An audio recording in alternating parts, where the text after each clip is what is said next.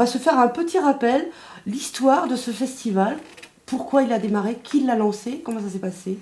Alors, c'est l'équipe du conservatoire qui l'a lancé il y a 12 ans. Euh, Au départ, de façon beaucoup plus modeste, parce que nous avions des concerts d'élèves à présenter. Et nous sommes partis uniquement avec des productions du conservatoire. Et pas de groupe D'accord, invité, pas c'était d'extérieur. uniquement pas d'extérieur. Et sur une semaine de durée. Et maintenant, nous en sommes à la 12e édition et un mois.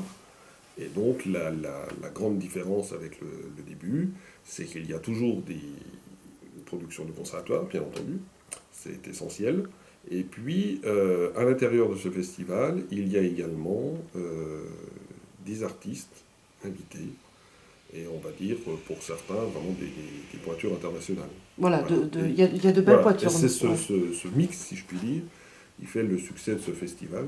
Et puis, ça permet aussi à nos étudiants et nos élèves de pouvoir voir et entendre. Mhm. Et il est clair que notre volonté, c'est de faire de ce festival quelque chose de très ouvert. Ouais. Alors déjà, elle s'appelle les Trois Muses. Alors, Alors, ouais. pourquoi les Trois Muses? Parce que les Trois Muses symbolisent les enseignements qui se pratiquent dans notre établissement, c'est-à-dire la musique, la danse et le théâtre. D'accord. Voilà l'explication des Trois Muses. Et ensuite, dans la programmation, on essaie d'éclater au maximum toutes les esthétiques, de manière à ce qu'il y en ait vraiment pour tous les goûts. Alors c'est pas toujours facile parce que très souvent les festivals ont une thématique Ouais. et donc arrivent à, j'appellerais, garder leur public. Voilà, fidéliser, Fidéliser, voilà, tout à un fait. public.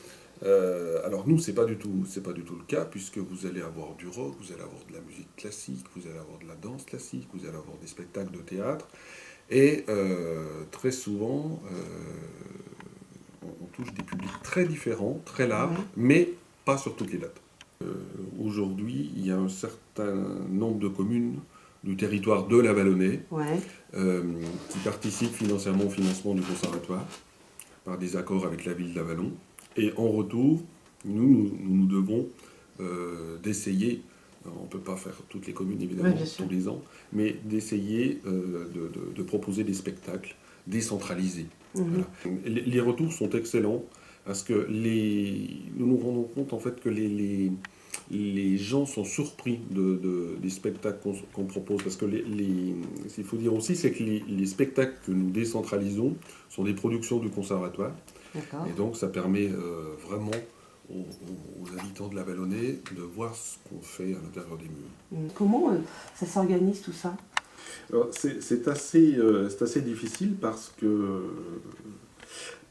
si vous voulez, il y a les programmes, il y a le programme des concerts, bien Voilà, entendu, ça le programme. Ouais. mais vous avez raison de souligner que en amont, pour chacun des concerts, il y a évidemment beaucoup de travail et notamment de nombreuses répétitions. Oui. Parce que quelque part, on peut se retrouver sur un plateau, sur un autre plateau. Enfin... Tout à fait, on peut jouer dans plusieurs orchestres programmés. Et oui, c'est ça. Oui. Donc ça demande beaucoup de travail aux élèves, aux enseignants également, mais il faut une certaine disponibilité pour nos élèves, de manière à jongler un petit peu. Oui, mais ça, c'est à vous, quelque part, de mettre une certaine discipline et enfin l'équipe de... On essaie, ça marche pas si mal puisqu'on y arrive. Voilà. Tout est gratuit. Tout est gratuit, d'accord. Sauf à l'extérieur. Les trois ensembles internationaux invités. Voilà. Mais je dois dire que la ville d'Avallon nous aide. De toute façon, le conservatoire, c'est la ville. Oui, mais la ville insiste et c'est une volonté. Voilà, c'est une volonté que le prix des places soit vraiment peu cher. Et surtout, ce qui est très très important, c'est que tous les spectacles sont entièrement gratuits, même les invités, pour tous les mineurs. Alors, élèves du conservatoire ou pas. Oui. Tous les moins de 18 ans, personne ne paye. Et ça, c'est une vraie volonté municipale, c'est très important, j'en suis très content. Merci beaucoup, Gilles Bugnot. À bientôt. C'est moi qui vous remercie. Merci à vous. Et à très bientôt. À bientôt.